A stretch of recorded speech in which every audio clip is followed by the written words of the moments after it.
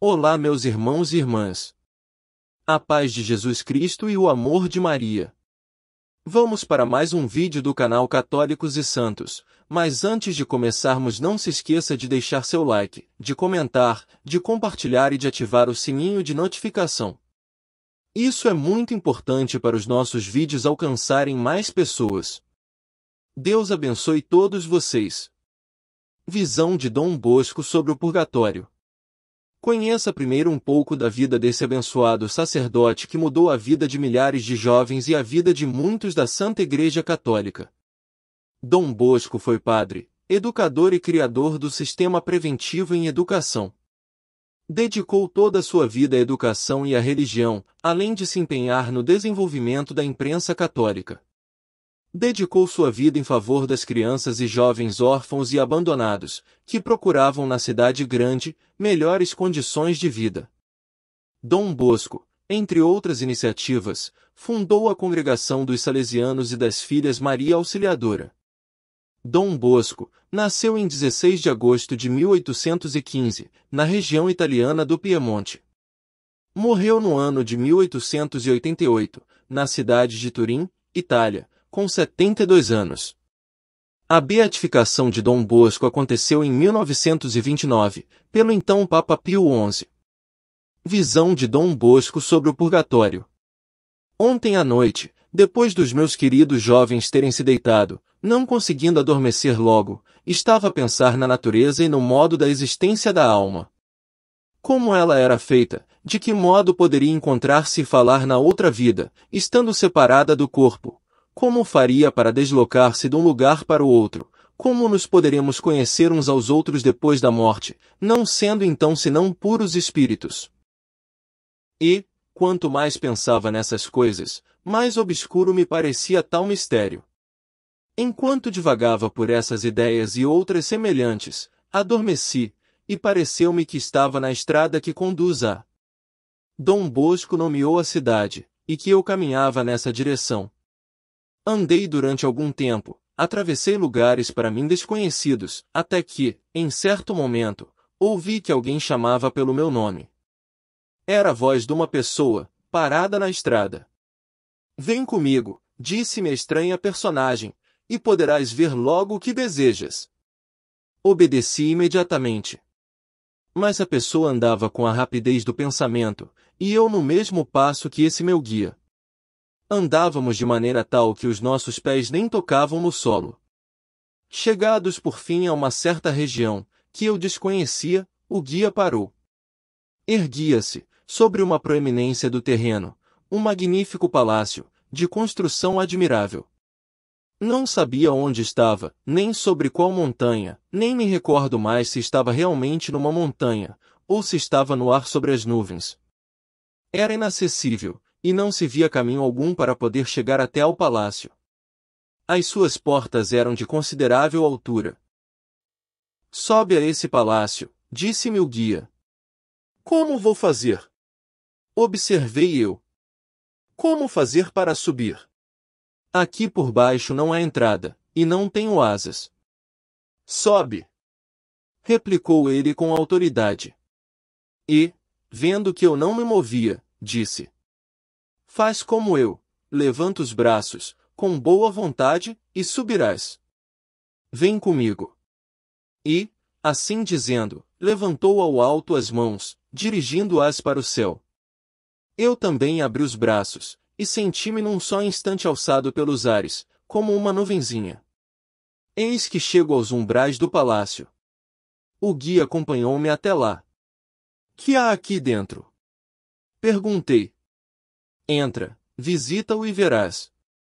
Ao fundo, num salão, encontrarás quem te ensinará. E ele desapareceu, ficando só eu, como guia de mim mesmo.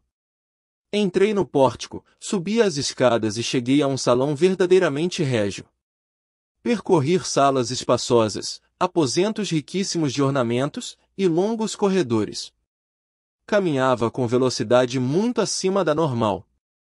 Cada sala brilhava com a magnificência de tesouros espantosos, e naquela velocidade percorri tantos aposentos que me foi impossível contá-los.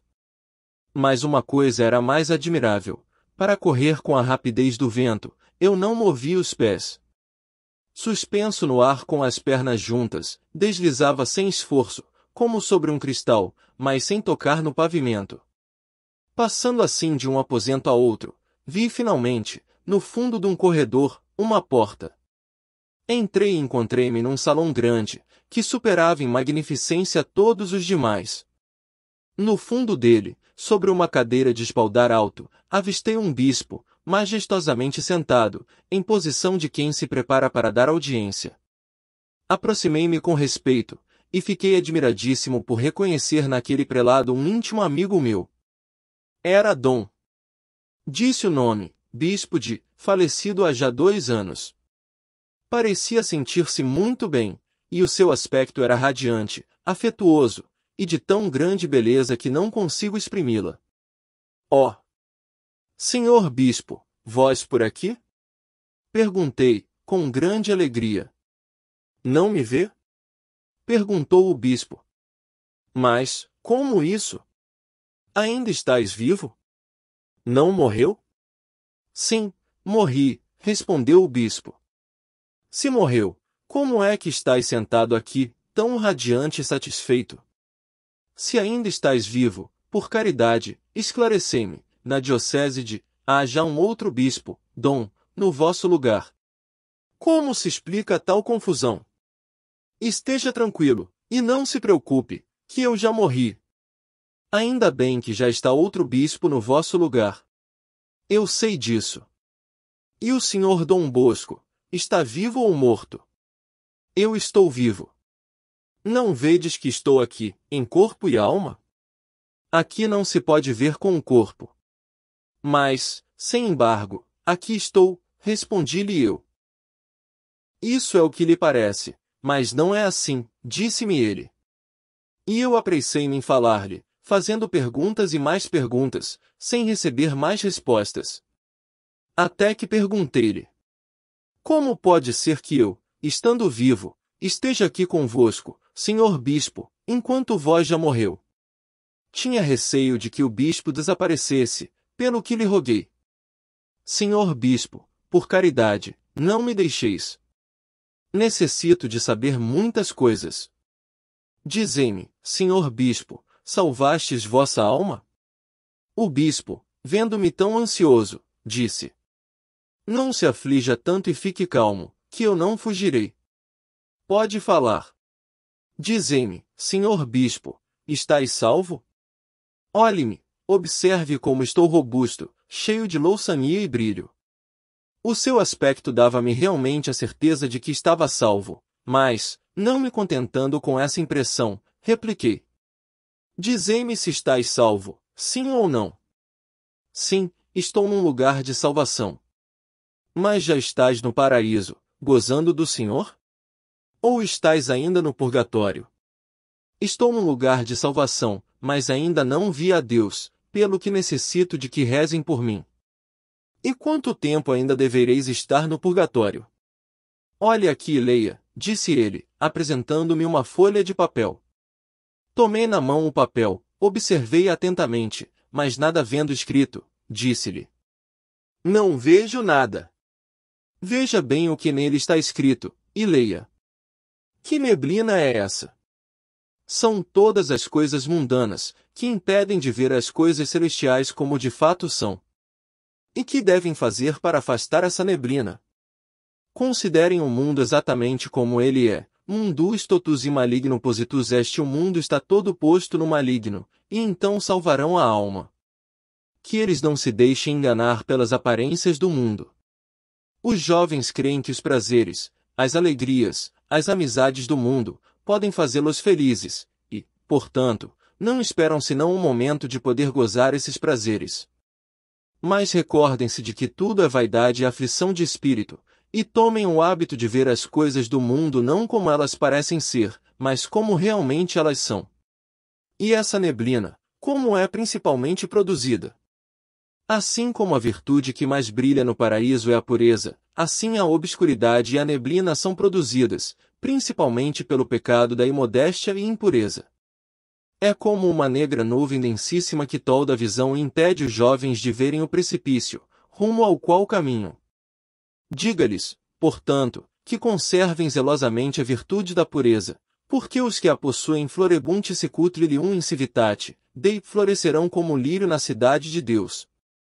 E o que se requer para conservar a pureza? Dizei-me, e di-lo-ei aos meus caros jovens, da vossa parte.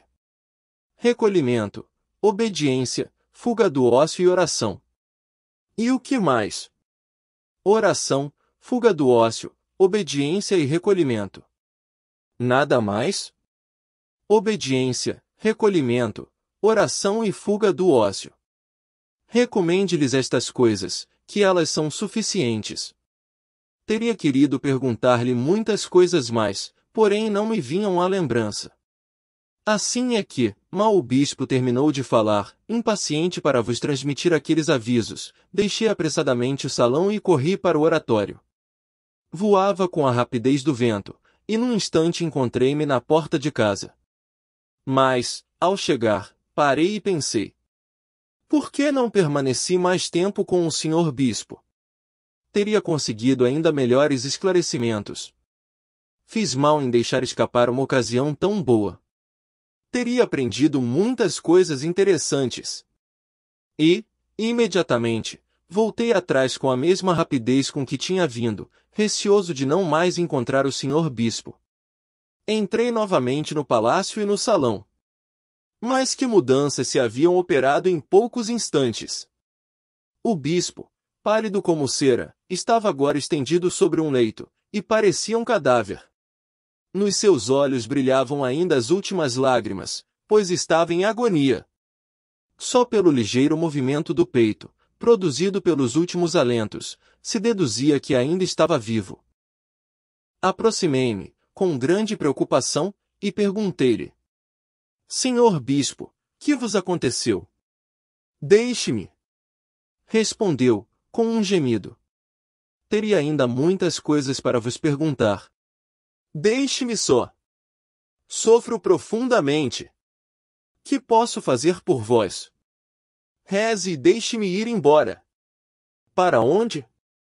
Para onde me conduz a mão onipotente de Deus. Mas, senhor bispo, rogo-vos que me diga o local. Sofro imensamente, deixe-me. Eu repetia. Mas ao menos dizei-me, o que posso fazer por vós? Reze por mim. Uma só palavra, tendes algum encargo que eu possa fazer-vos no mundo? Não quereis dizer nada para o vosso sucessor? Vá ao atual bispo e diga-lhe, da minha parte, tal e tal coisa. As coisas que me disse não vos interessam, queridos jovens, e por isso as omito. E o bispo acrescentou: diga também a tais e tais pessoas, tais e tais coisas secretas. Também sobre esses recados, Dom Bosco calou-se. Mas tanto os primeiros como os segundos recados, parece que se referem a avisos e remédios com respeito à sua antiga diocese. Nada mais? Diga aos seus jovens que eu sempre lhes quis muito bem, e que enquanto vivi sempre rezei por eles, e ainda agora me recordo deles. Que também eles rezem por mim. Tende a certeza, senhor bispo, de que assim o direi. E começaremos imediatamente a oferecer sufrágios por vossa alma. Mas quando o senhor bispo estiver no paraíso, lembre-se de nós. O bispo tinha tomado um aspecto ainda mais sofredor. Era um tormento vê-lo. Sofria muitíssimo. Era uma agonia das mais angustiosas. Deixe-me. Repetiu ele, deixe-me que vá para onde o senhor me chama. Senhor bispo. Senhor bispo. Repetia eu cheio de indizível compaixão. Deixe-me. Deixe-me. Respondia ele. Parecia que expirava. E logo uma força invisível arrastou-o dali para habitações mais interiores, de modo que desapareceu. Eu, com tanto sofrer, assustado e comovido, quis voltar atrás, mas, tendo batido com o joelho num objeto qualquer daquela sala, acordei, e encontrei-me de repente deitado no meu quarto. Como vedes, caros jovens, este foi um sonho como todos os demais. E no que se refere a vós, Não tendes necessidade de mais explicações, porque todos o entendestes bem. E Dom Bosco concluiu a narração dizendo: Neste sonho, aprendi tantas coisas, a respeito da alma e do purgatório, como antes jamais havia chegado a compreender, e vi-as tão claramente que jamais as esquecerei. O que vocês acharam dessa visão? Vou deixar o meu comentário referente a essa visão. Pelo que eu entendi, a humanidade dos dias de hoje está perdida, não será fácil essa geração ir para o purgatório e imagina de se salvar. Temos que nos ajoelhar e suplicar a cada minuto a misericórdia de Deus. Temos que estar diante do sacrário, onde nosso Jesus Cristo está presente, adorando-o e rezando incessantemente pedindo reparos pelo desagravo do vosso Sagrado Coração e também pelo desagravo do Imaculado Coração de Maria. Rezemos, irmãos e irmãs. Jesus manso e humilde de coração, fazei o nosso coração semelhante ao vosso. Amém.